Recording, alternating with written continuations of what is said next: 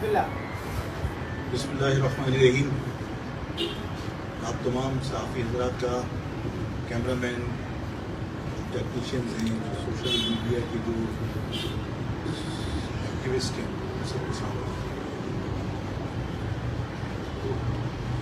میں نے تقریباً 48 گھنٹے پہلے پریس کانفرنس کی تھی یہاں پر، اور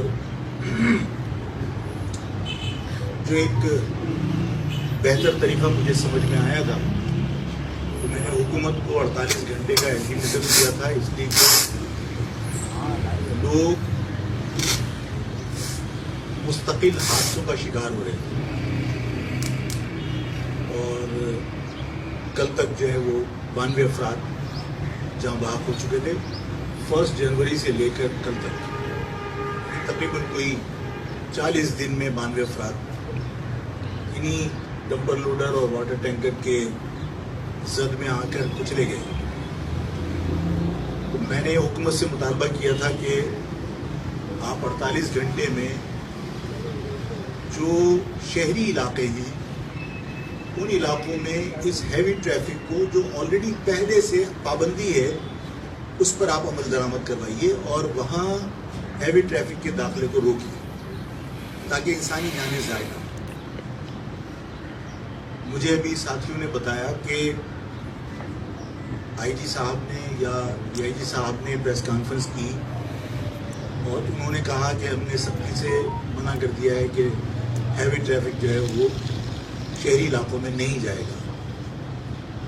ان کے اس اعلان کو بھی ہم ایک ایسا اقدام سمجھتے ہیں، لیکن سوال یہ پیدا ہوتا ہے کہ یہ فیصلہ آج نہیں ہوا، اور پھر ان کے اعلان کے باوجود شہری علاقوں میں، آبادیوں میں مستقل ہیوی ٹریفک آتی رہی، جس کو ظاہر ہے کہ عوام نے اس الٹیمیٹم کا ٹائم ختم ہونے کے بعد رد عمل میں روکا بھی ہے.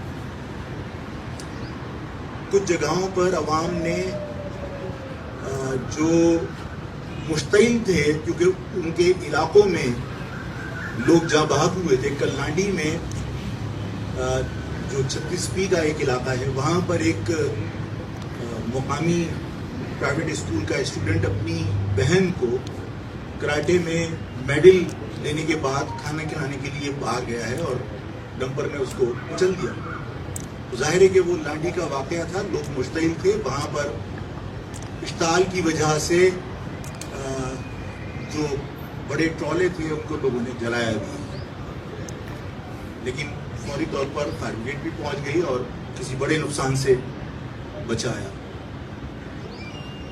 میں عوام سے بھی یہ درخواست کرتا ہوں کہ کوشش یہ کریں کہ ٹریفک کو روکیں، ہوا نکال دیں، لیکن جو جلانے والے معاملات ہیں اس میں کوئی اور سیاسی جماعت فائدہ اٹھا سکتی ہے کوئی نقصان کر کے. تو تمام لوگ، مہاجر عوام اور اس شہر سے محبت کرنے والے جو لوگ ہیں، وہ ان افراد پر بھی نگاہ رکھیں جو اس موقع کا فائدہ اٹھا کر اس آواز کو دبانے کے لیے کوئی اوچھے ہتھ کنڈے استعمال کر سکتے ہیں، اس پر بھی نگاہ رکھنے کی درخواست ہے. آئی جی صاحب نے اور ڈی آئی جی صاحب نے پریس کانفرنس کر کے کہا کہ کوئی 44 اسینشل کموڈیٹیز ہیں جن کی وجہ سے ہیوی ٹریفک کو روکا نہیں جا سکتا. یہ آرڈرز ہیں، ہو سکتا ہے کہ اس قسم کے آرڈرز ہوں، لیکن کیا اس شہر کا انفراسٹرکچر جو پیپلز پارٹی نے برباد کر دیا اس قابل ہے کہ یہاں پر ہیوی ٹریفک چل سکے؟ اور اس ہیوی ٹریفک کی موجودگی میں یہ پولیس والے کون ہیں؟ اگر مجھے لینے آئے ہو تب بھی آپ باہر کھڑے ہوں گے، پھر آپ نہیں. یہ پریس کانفرنس بھی کیا کرتے ہیں؟ تو آ جاؤ، ادھر آ جاؤ، آ جاؤ، کرسی لے کے رہو، ایک کرسی لاؤ.